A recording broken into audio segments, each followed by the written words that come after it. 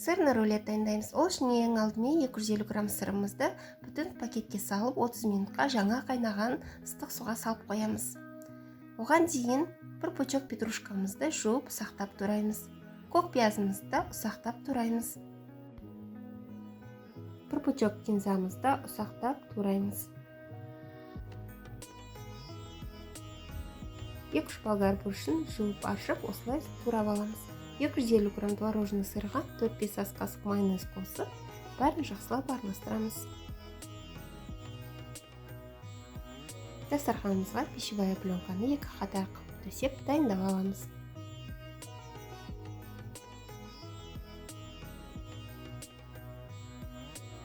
Еріген сырымызды алып, осылай жаймалаймыз.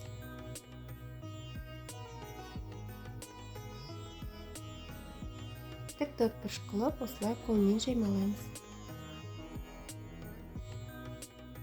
Артынан оқтаумен жаймалаймыз. Бір тегіс болу үшін.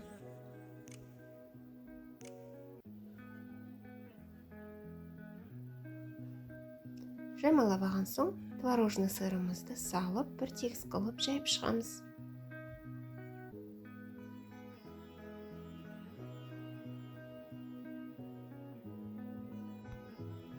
Бір тегіс қылып жайып алған соң, көкшөптерімізді араластырып, осылай салып, ұшына жеткізбей, жаймалап, бір тегіс қылып, артынан осылай қолымызбен бетін басып шығамыз. Тез дайындап алған болгар бұрышын қатарымен тіземіз. Тек ортасында ғана болсын десеңіз, тек басына ғана саламыз.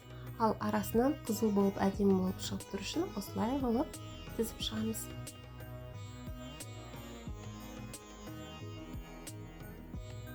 Кішкене осылай қолмен басамыз. Орағанда ыңғайлы болады. Пищевая пленканың көмегімен осылай нығыздап рулет қылып ораймыз. Міндетті түрде нығыздап ораңыздар.